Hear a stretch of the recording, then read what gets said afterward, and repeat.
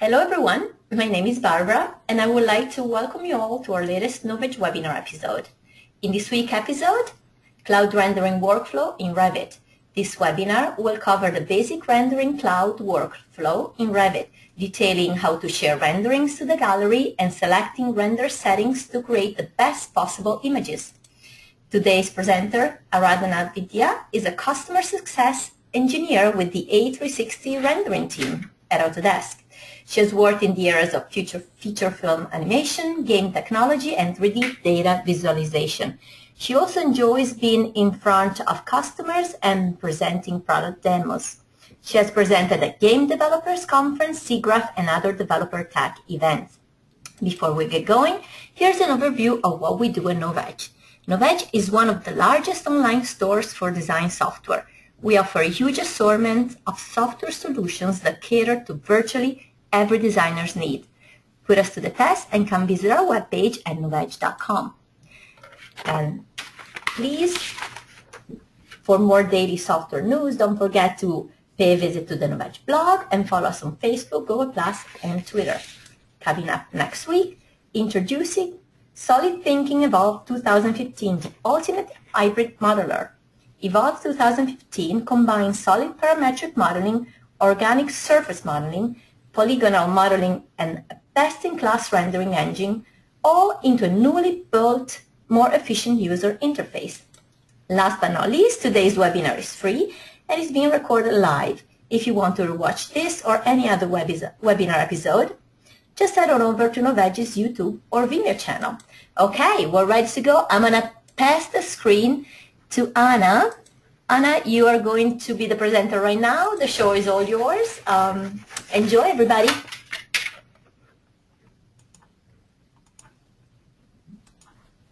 Hi, thanks for the introduction.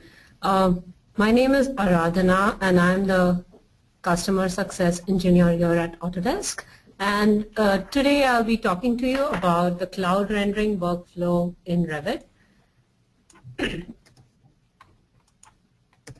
So cloud rendering, also known as A360 rendering, is used to produce a high quality photorealistic renderings on the cloud.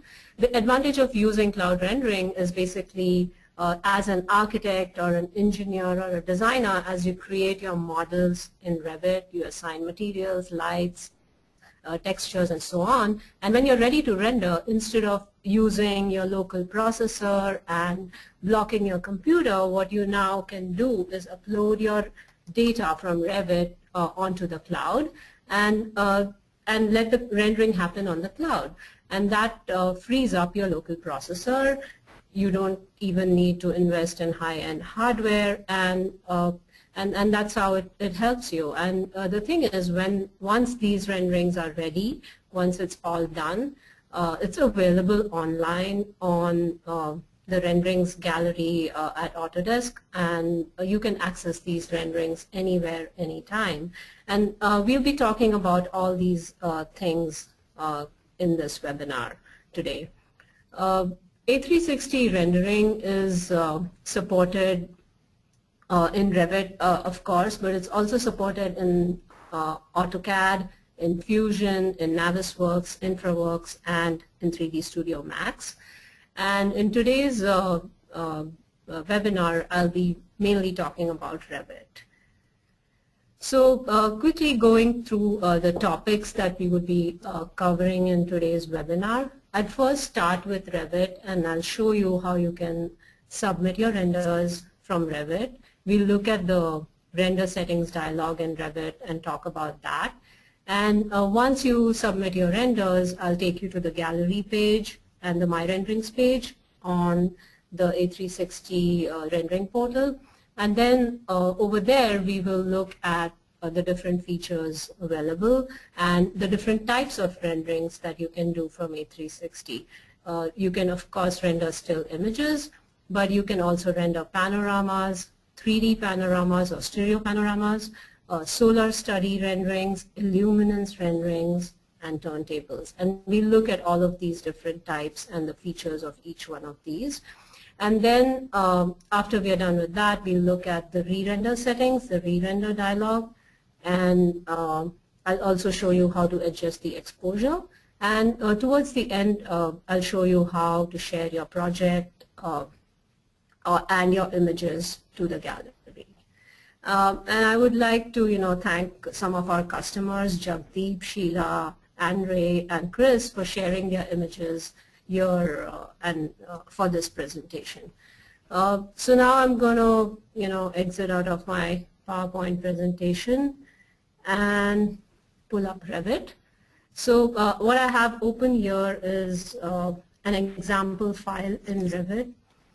And if you look at your Revit interface under Project Browser, you can look at all the 3D views that have been set up.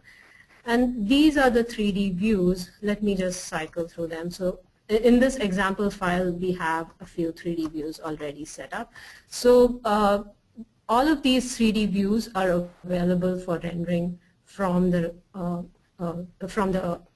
in the render settings dialog, and we'll take a look at these. So once you open your drawing in Revit, you look under the View tab, and in the View tab you click on Render in Cloud. After you click on Render in Cloud, the Sign In option opens. You sign in using your Autodesk ID and password. If you don't have, if you have not already registered, you should go ahead. You can go ahead and create your Autodesk ID and then log in. After you log in, you can see that your login name shows up here in the top bar. So that's how you know that you have already logged in. And then your Render in Cloud window opens up. In Render in Cloud, if you look at the first option here, you have your 3D views. You can either choose to render all 3D views if you would like to, or you can not select all of them and only choose the views that you want to render. And these are the same views that we saw under the project browser. So these get populated here once you set up your cameras in Revit. So you select the 3D views that you want to render. When you render from Revit, there are the output type. You have 3 options available. One is your still image, or you can render as an interactive panorama or Illuminance renderings. And I'll go into each of these in detail a little bit later. But if you go to the rendering gallery on our website, there are many other output options available. But I just wanted to let you know that from Revit, you just have these 3 options. So let's select still image. Under render quality, there are 2 options, standard and final. What standard means is just your quick rendering. It's not the final quality. It might have some noise in it, but basically standard is really good for getting a good idea of how your view is going to look like, your colors, your composition, the amount of light that's coming in. And if you render a standard image in a standard quality image, and if it's just 1 megapixels, you'll notice that you don't need any cloud credits to render it. So this is a good starting point for anyone before you render your final images. Image size, again, this is easy to understand. You have different image size options. And depending, a point to note here is depending on the size that you select, those many cloud credits will be used. So right now, today we charge 1 cloud credit for every megapixel. A megapixel is roughly 1,000 pixels by 1,000 pixels. And for rendering an image of that size, we charge 1 cloud credit. This might change in the future, but that's how it is right now. Exposure settings, there are 2 options available, advanced and native. Advanced is basically the exposure settings used by A360 Rendering. If you leave it at that, it will just use the default exposure settings. If you choose native, what that does is if you are pro Revit user and if you've already selected your exposure settings in Revit, then and you want to stick to those, that's when you would choose native, and that's what native means. It's going to use Revit's exposure settings. And for file format, there are three options available: PNG, JPEG, or TIFF. If you're just for a regular image, I would choose JPEG. You can choose PNG. If you choose PNG or TIFF, then you have the option of alpha. What that means is the background, wait, let me close this and switch to one of the perspective views where it's easier to understand. So if I choose a PNG option here and choose alpha, what that means is the background that you see in the image is not rendered. It's a transparent background, and you might want to use this if you want to superimpose your image on an existing photograph, like you have a site photograph and you want to use that and superimpose the rendering on top of that. So for that, if you have, if you want to render that way, that's when you would use either a PNG or a TIFF with an alpha, which gives you a transparent background. So once you, I'm going to just choose final and start rendering. So when you click on start rendering, what's happening right now is your data from Revit, that's your mesh information, materials, textures, lights, all of that is being uploaded to the cloud. Your actual Revit file never gets uploaded. It's just the information that gets uploaded to the cloud. Once that happens, now you notice that your local process is not being used. Your file has been transmitted. It's up on the cloud. So now you want to look at where it goes. So either you open your browser and go to rendering.360.autodesk.com, or you can also click on the render gallery button and it will load up that page for you. So this is our the rendering in Autodesk 360 page. As you can notice, you need to log in into this page again using your Autodesk ID and password. When you first land on this page, you actually usually land on the gallery page. This is our public gallery, and I'll show you the public gallery towards the end. But what you want to look at initially is My Renderings. So if I click on My Renderings, it takes you to the renderings page, and this is the you would see your rendering happening and progressing right here. So in the My Renderings page, you'll notice that all your renderings are organized by project names. So this is the name of your Revit project, and within that project, the different renderings that you have created are available. Usually by default, we show the latest renderings, and that's the reason you're only seeing these three. If you want to see all the renderings that you've ever done, you click on all renderings, and then you can, see all of your renderings. So we're going to spend some time looking at this page and seeing how, what are the different options and what are the different types of renderings that are available here. So let me start by one of the sample renderings that I have already have here. This is an Autodesk sample file. Let's look at a still image. So if the renderings are available here as thumbnails, if I click on any of the thumbnail, it expands and then I get a full view of my image. The options that are available for a still image are of course you can download this image, you can delete it, and then like I had shown you in Revit, you had three options. You could render a still image, a panorama, or an Illuminance model. But from the rendering gallery or the portal, you have many other options of renderings available. So once you have rendered a still image, you can come in here and render it as a panorama. What a panorama is, it's a 360-degree view of rendered from that particular camera. So I can show you an example of a pano that I have already rendered. So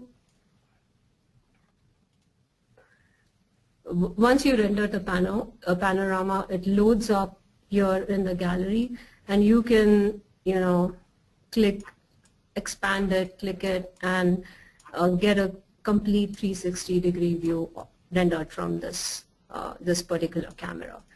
Again, with a panorama, you can choose to download the panorama. So you have the option of downloading a panorama as an HTML file or as an image strip. Once you download it, you can use this HTML viewer and embed it in your personal web page, in your portfolio for a presentation, or wherever you want to show it off. You can, of course, come to the gallery and view this panorama in the gallery also. And along with the panorama, there is another interesting type of rendering that we offer. So if you click on any of the still images, you can say render as stereo panorama. So what is a stereo panorama? A stereo panorama is also a panoramic rendering, a 360-degree view. But now with the stereo panorama, you get two images, a set of images, one for the left eye and one for the right eye. Although it's difficult to view it right here on the browser, with a stereo panorama, what you can do is once the image is ready and once it's rendered, you can see a preview here. But if you want to view it on your phone, you click on this preview option. There is a link available. You copy this link and send it to your mobile device. On your mobile device, this image loads up as a left and right image, and now using VR goggles, you can view this image and get a complete immersive 3D panoramic view. So for instance, as an example, because it's not really easy to demo this in a webinar or through this medium, what I have here is I've loaded up an example of how the stereo panorama will look once you have. So this right here is a Google Cardboard. There are many such devices or cardboards available from different vendors. Once you purchase a cardboard or a VR headset, and then this is how your panoramic image will load up on your mobile device. And then using this VR headset, you can now look at your panoramic image as a completely immersive 3D panorama, and that that is available through the A360 rendering service. And I think that's a really cool feature. It can help you in making presentations, client presentations of your interior renderings or even exterior renderings. And it gives you a complete immersive picture, which is much more detailed than just a set of still renderings. So that's another type of rendering that you can create using A360 renderings. Moving on, another type of rendering that can be done using A360 is a solar study. So let me look at a solar study that I have already rendered. So what is a solar study? A solar study is a type of rendering where you render a set of images. Let me refresh this page as this rendering loads up. So what you do is you render a set of images at different times of the day, and you basically get the sun's position throughout the day, and it's an animation of the sun moving from morning to evening. I wonder why this is not playing. Okay, let's look at another solar rendering that I have created. Yeah, there. So this is a solar study, and you can see that it is a set of images, about 24-25 images, and the sun starts in the from morning to evening basically. So you can see how this, as the sun gradually moves, how does your building or how does your design behave in that scenario? Do you have enough light coming into your scene? Do you, so it all depends on the type of glass, the type of lighting in the shot. So if we look, if I click on any of, if I click on any still image and then I say render as solar study, this is the rendering interface that shows up. So in a solar study, what you'd have to set is you'd have to enter a date. This might depend on which season you want to render it in, and set a start time and an end time. And let's say I want a shot every 30 minutes. So every 30 minutes it gives me about 25 frames, and once I start rendering this this solar study, I get an animation of the sun's position, and I get these 25 frames. So this is especially, I think, useful for lighting designers or for anyone who has designed a space and wants to look at how the light is behaving, how the light is working in this rendering. So it's a really quick way of seeing whether your window positions, the material used for the glass, whether all of that is working in this design or not. And another thing is the location of your design is already set in your Revit project. So you have the location details there. All you need to enter is your date and time settings, and then the animation, sun animation is created for you. Related to this, or another type of rendering that is also available through A360 are Illuminance renderings. So let's click on an Illuminance image that I've already rendered. Once again, it's available through this menu here, and you can click on render as and render an Illuminance rendering, or you can render it directly from Revit. Now, what is an Illuminance rendering? So for an Illuminance rendering, again, it uses all the information that's available in your Revit model: the lighting information, the sun position, the light fixtures that are used, the materials, all of that is taken into account, and basically how much light is incident on every surface, that's calculated. It's calculated in the units used can be either lux or foot candles. In this case it is foot candles, and then image is created. And these kind of renderings are again useful for lighting designers. Traditionally, I think these renderings would take a really long time to render, but with A360 rendering, they're very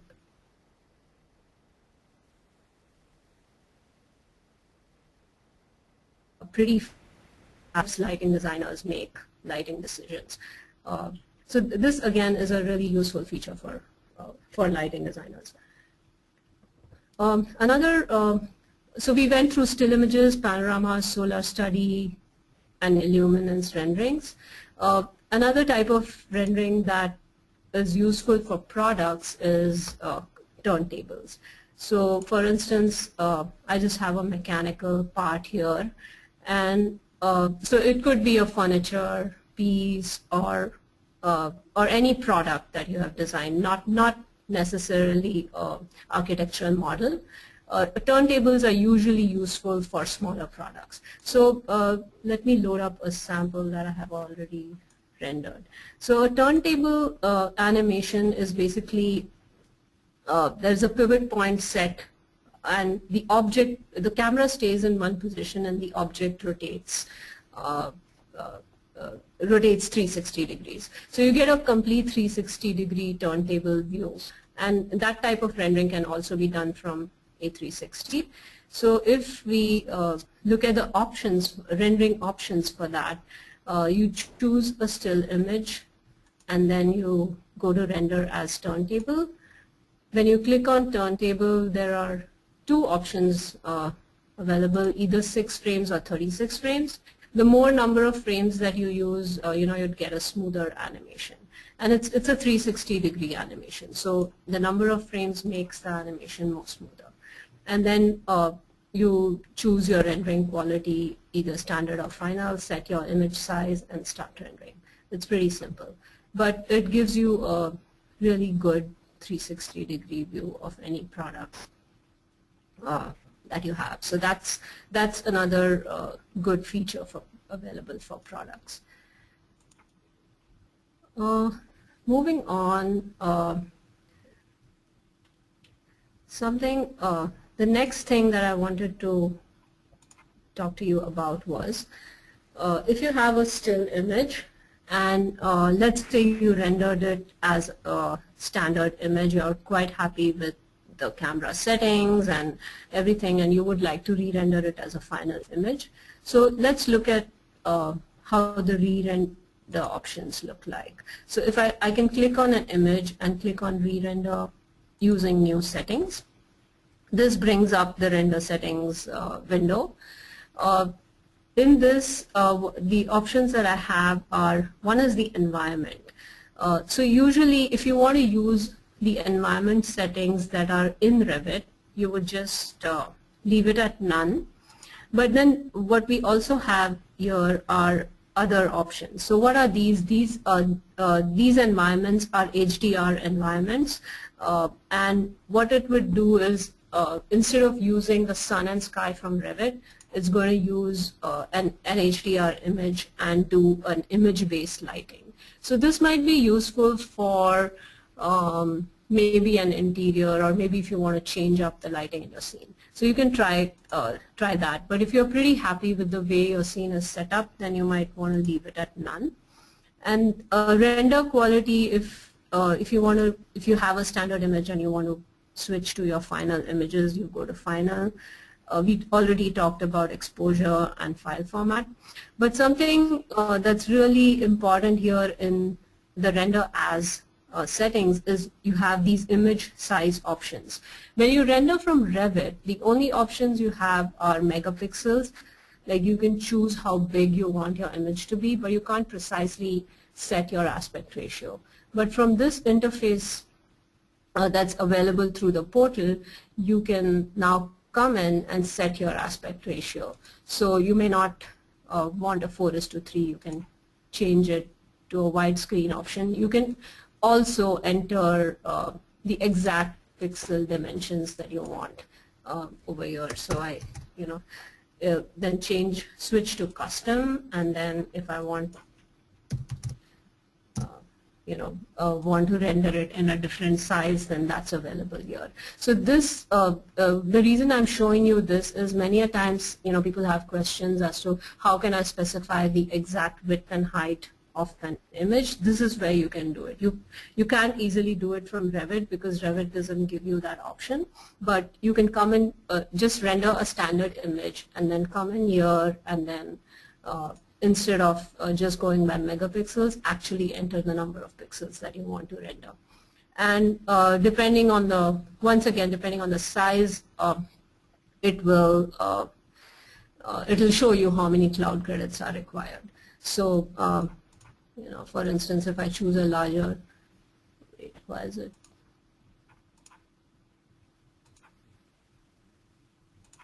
Okay, because I have custom.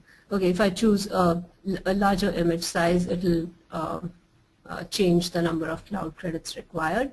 And in my case, because it's an Autodesk account, it's showing unlimited. But if you have a subscription account, it'll actually show you the number of cloud credits that are available in your account. And then you click on Start Rendering and re-render your image. Once the image is done, it will again show up here, right up here in the same project. So that's regarding re-render. And how you can make use of re-render using new settings to get the exact image size that you're looking for. Something else that you can do with images is you can actually adjust the exposure of the images using this using a 360 rendering. So if I click on adjust exposure. You see the adjust exposure dialog open up here, and then I can, come in and, if I feel like it's too bright, I can come in and adjust the exposure, tweak the highlights, and, change it the way I want to.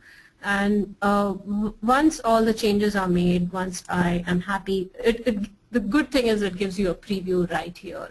So as you are tweaking your values and making decisions, you can actually see what your final output is going to look like. And if once you click on apply, it doesn't actually do a re-render. What it does is it just does an image processing on the existing image. So it's a much quicker process. It's not a complete re-render. And then you get your new exposure values. This is really good if you want to tweak certain settings, and instead of having to go to Photoshop, you can just tweak your settings right here. So that's regarding how you can adjust your exposure settings.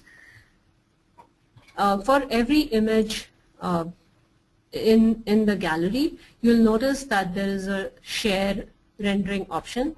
So if I click on share rendering, you can share your rendering to the gallery or to Facebook.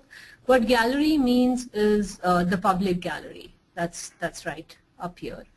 And not just an image, you can also go into share project and share your entire project on the gallery. So I'll just quickly go to the gallery and show you how how a public gallery looks like.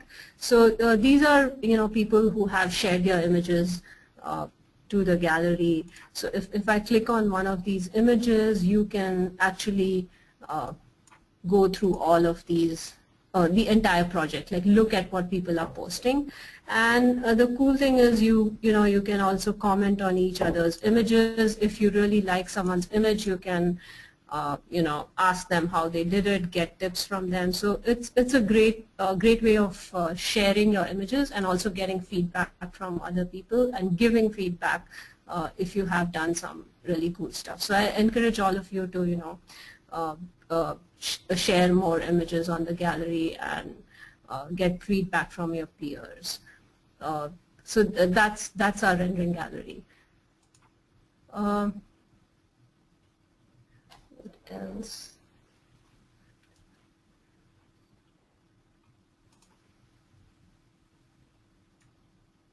Yes, so along with this, so I've pretty much shown you most of the important features that are there in A360 rendering. I also wanted to, let me go back to my presentation here. I also wanted to, talk to you quickly about certain tips and tricks that you can use to get good images. So one of the, there are many ways or many ways of creating really good renderings, but one of the ways is that, use good materials, use realistic textures, and try and use different maps such as color, for bump, and for reflection. For instance, this image here shared with us by Andre shows how, he has this wooden floor, and you can see that his reflections are not flat, because that's how wood behaves. There are certain parts of the wood that are shiny and certain which are a little rough. So what he's done here is he's used a reflection map to break up the reflection. So if you use, this is just one of the tricks, but if you use reflection maps or use bump maps, you can make your materials look more realistic rather than just using the standard materials from the library. Another thing is when you set your lighting for a shot, it's if you're using sunlight, pay attention to the location and time of day. And if it's an interior shot, sometimes it's a good idea to use a combination of sun lighting and artificial lighting, because sunlight kind of fills up the space and adds a little bounce light to your scenes. So that's another tip that you can use. Another thing is before you actually submit a render, you want to make sure that your rendering is like inside of Revit, like in view, you can turn on ray tracing and check your materials, like check the scale of your materials, check if it looks good, like turn on to the realistic mode basically, and see if your materials look right, see if your colors look right, see if you have sun, look at your shadows and see if all of that is looking good. And once you're happy with that, then render out a test image. Like I had told you earlier, instead of rendering a final image right in the beginning, render out a standard quality test image which doesn't need any cloud credits. It's 0 cloud credits. And once you're happy with that image, then go ahead and render excuse me, a final image. So these are just some of the tips that come to my mind right now, and I thought I'd share it with you. And also would like to point you to our blog. A lot of times we have blog posts by some of our pro users who have been using the product for a while. So it's a good idea to look at that and see how people are doing stuff if you want. You know, it's a good idea to get people's tips. Sorry. Another thing is I wanted to, you know, point you to this is the site rendering.360.autodesk.com is where we have our gallery. You can also provide feedback through the gallery. Oh, I can show you how to do that. I didn't cover that yet. These are our forums. If you have any questions, post it on the forums. Here's our blog, and this is our support email if you have any questions and want to get in touch with us. Yeah, something I forgot was to show you how to give feedback. Maybe I can quickly go back to the rendering gallery and show you, like open up an image.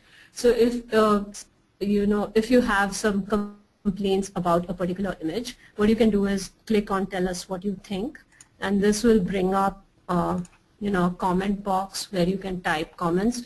These comments directly go to our support team, and we definitely look at that, and once you submit this comment, it's usually linked with a particular image. So it's with reference to an image, and we look at your image, look at your comment, and if there is any complaint or any question that you have, we'll get back to you with regards to that image. So this is a good way of sending us feedback too, other than, you know, the forums and the email. This is another good way of quickly sending us feedback. So with that, I think I'm you know, I'm done with my part of the presentation. Are you ready for some questions? Yeah, do we have questions? Of course, yes. Okay, I'm gonna read them to you, and also I will send them to you so you can read them. Okay, the first one is, can you do an Illuminance study over full day? Can you do an Illuminance study over a full day? So right now the Illuminance rendering that I showed you are still images.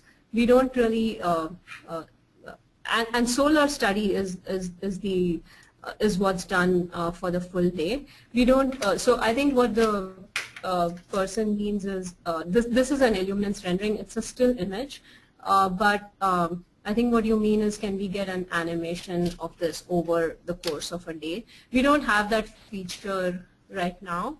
So what I would recommend is getting different shots, like changing your sun position, getting different shots, and then you'd have to get a set of still images. We don't have animations right now. But yeah, it would be a good feature to consider to add, I guess. Yeah, great feedback already. Yeah. Okay, second question. How much is a cloud credit, and how can you purchase more? Yeah, so so a cloud credit right now, the way the model works is you can buy it in sets of 100, I mean that's the information I have right now. But basically, a cloud credit costs you $1. in the current scenario. So if you buy, let's say you buy 100 cloud credits, it's costs you $100. I think for subscription users, there are initially, like when you sign on as a subscription user, you're allotted 100 cloud credits. And these are like just allotted to you. You don't really specifically pay for them. So everyone gets these 100 cloud credits. And I think trial users get 25 cloud credits to try out the product. So that's there. But if you want to purchase it, currently I think it's $1 per cloud credit. And the thing is, it might change. This is subject to change. It could change in the future. And you know, we can send you a follow-up email with a link to FAQs related to cloud credits. So I can include that in the follow-up, that information in the follow-up email. Cool. Is there a reset for exposure in case you want to revert to original? Yeah, so when you go in, you know, when you select an image and you do an adjust exposure, it renders a new image. So let's say I have this image and I say adjust exposure. So once I make the, you know, these changes and hit apply, what it's going to do is it's going to render a new image. So you will have your original image in up here, you know, in all of your renderings. So this is an additional image that's created. So you will have the original image always available with you. So it doesn't delete the original image. We never really delete any of the images. So your original image will always be there, and you can always get to it. So you know, one thing I want to point out is in the project, when you click on, by default, it just says latest renderings. So although, like for instance here, you can see there are 14 renderings, but it's only showing these 5 because these are the latest renderings that were created. If you want to look at the older renderings that you did, just click on all renderings, and then it's going to, you know, go through and show you all of the renderings that were created for this particular project. So you always have access to all of your renderings. Cool. How do you get IES files for linear lights to stop rendering like point sources? Yeah, I think that is a bug that we have in our system. I think we do not, you know, render IES lights using the IES light profile right now. I'm not very sure about this, but I think we don't exactly render it the way it should be. So I mean, this is a known issue and we're in the process of fixing it. But if you have a specific question, like whoever this user is, if they have a specific question, you know, maybe send us an email to our support email ID.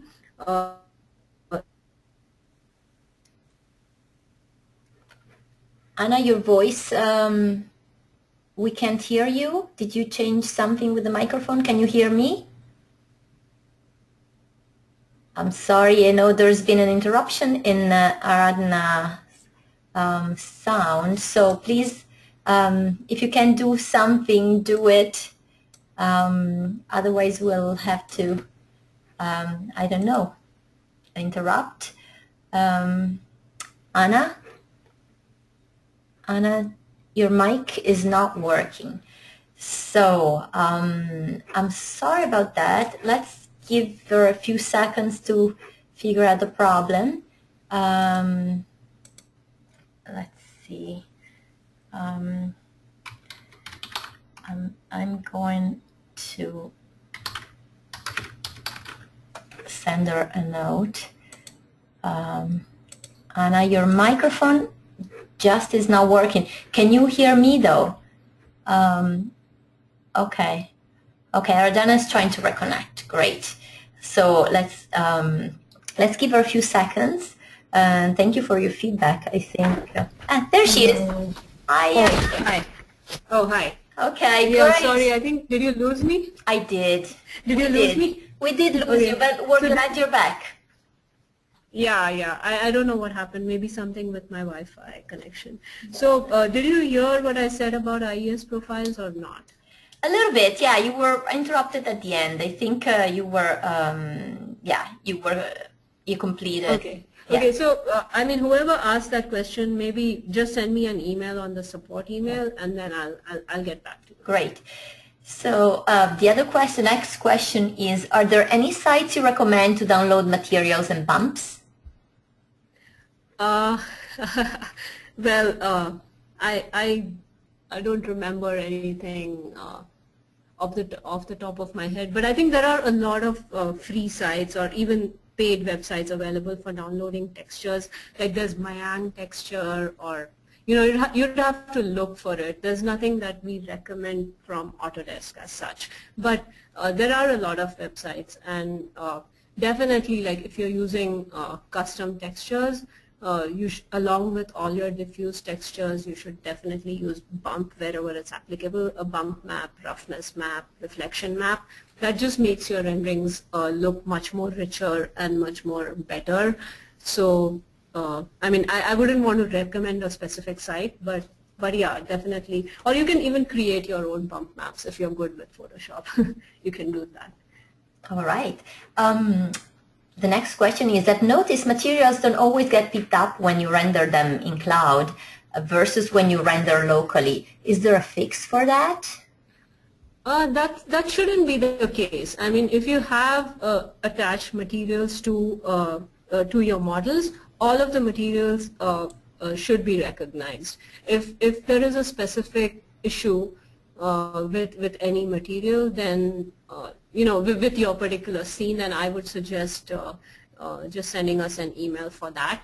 There is no known issue with materials as such. So if you have, either you're using Autodesk materials or even if you're using custom textures or materials, it should all work.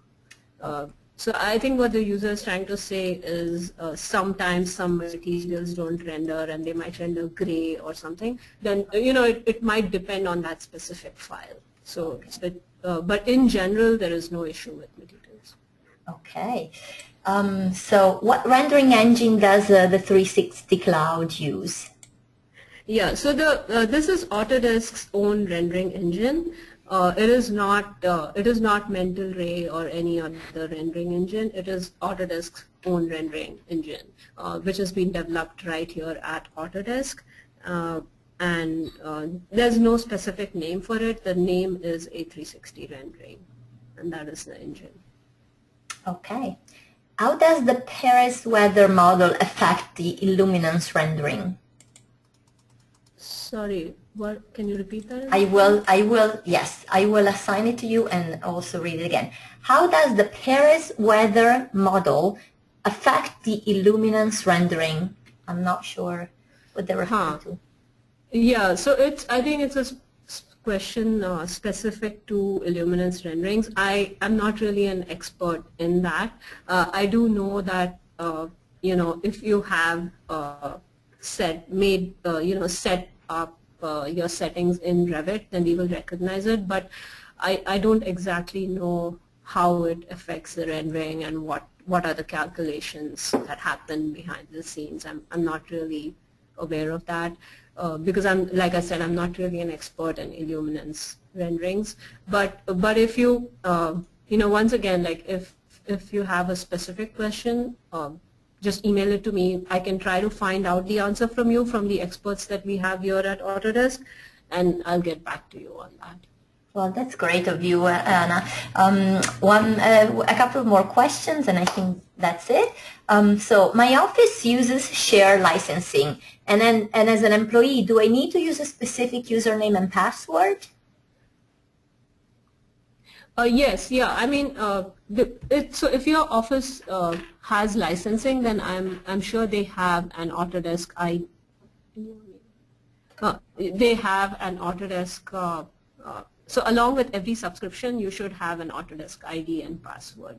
So you should use that Autodesk ID and password. The Autodesk ID that was used to register to buy the subscription, that's the one you should use. But if you are, if everyone in your office is basically it's whatever you use for Revit. Just use that. Okay, because the same person says when we used 2014, the renderings were easy on the cloud. Now with 2015, my access is restricted, I think. I don't know. Access is restricted. No, I mean there shouldn't be any change going from one version of Revit to the other. There should not be any change. But if this is a question related to a specific account, then we'd have to look into it. We'll have to look into